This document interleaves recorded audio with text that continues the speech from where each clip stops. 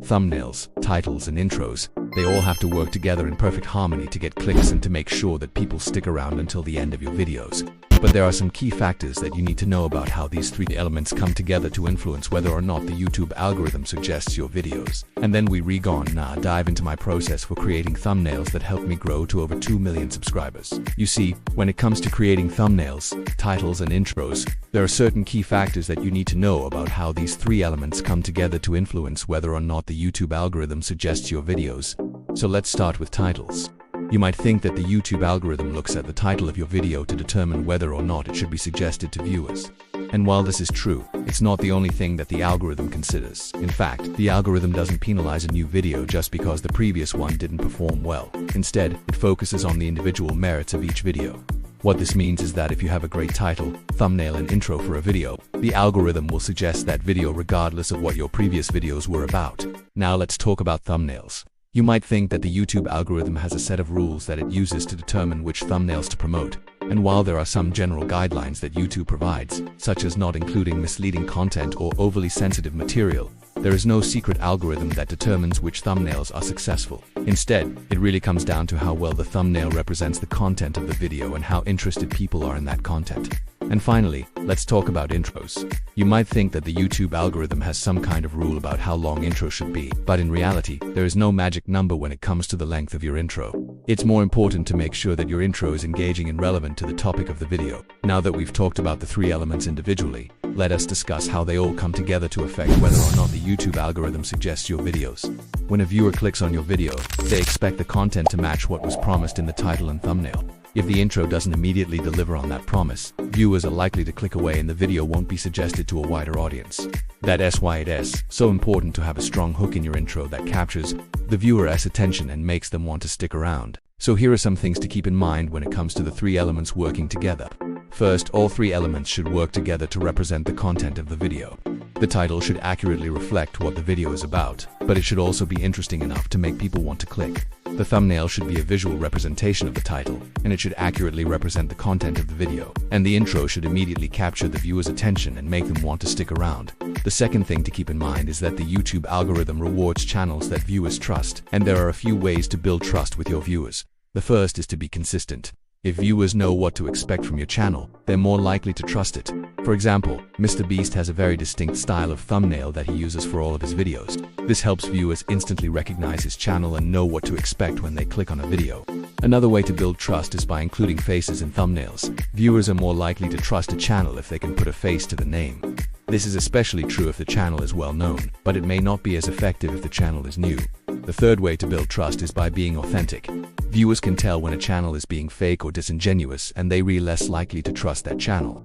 Be yourself and let your personality shine through in your videos. And finally, let's talk about the YouTube algorithm itself. As I mentioned earlier, it doesn't penalize channels for having a bad video. In fact, it rewards channels that consistently produce high-quality content that their viewers like. This means that if you have a bad video or a bad thumbnail, don't worry about it.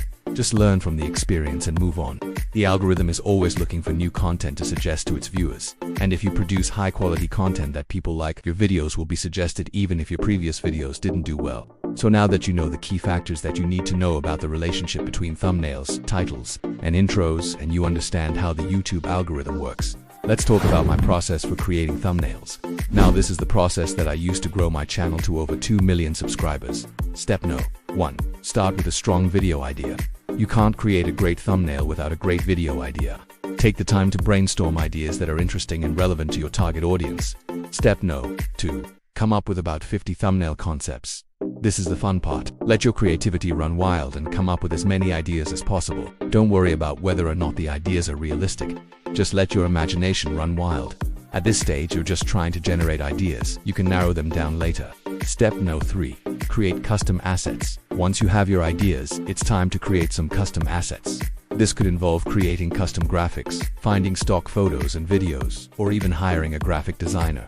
Step No. 4. Test your thumbnails. One of the best features that YouTube creators have access to is YouTube's A/B testing feature. This allows you to upload 2 versions of a thumbnail to YouTube and then see which one performs better. I highly recommend taking advantage of this feature. Let's talk about the role of generative AI in creating thumbnails. AI is a powerful tool that can be used to help you come up with ideas for thumbnails. There are a number of different AI tools that you can use to generate ideas. One popular tool is ChatGPT. With ChatGPT, you can ask it to generate a list of thumbnail ideas for a video. You can also use AI to generate images for your thumbnails. There are a number of different AI image generators that you can use, such as Midjourney, Stable Diffusion, and Jasper. These tools allow you to enter in a text description of the image that you want, and then it will generate an image for you. Step No. 5. Connect the thumbnail to your video. Your thumbnail should accurately represent what your video is about.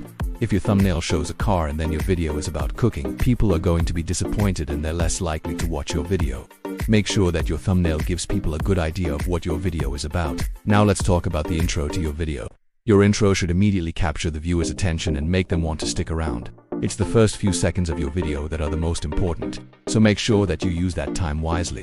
You want to give people a reason to stick around and watch the rest of your video. So what can you do to make your intro more engaging? One thing you can do is to start with a hook. A hook is a short phrase or sentence that you use to capture the viewer's attention. It's important to have a hook in your intro because it's the first thing that people will see and hear when they start watching your video. So make sure that it's attention grabbing.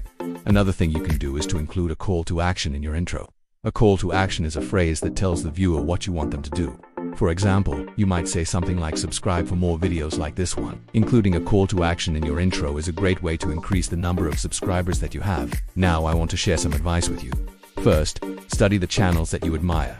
Take a look at what they were doing right and try to apply some of those principles to your own channel. Also, don't be afraid to experiment. Try out different thumbnail designs, titles, and intros and see what works best for you and your channel. You can also take advantage of free tools to help you create better thumbnails.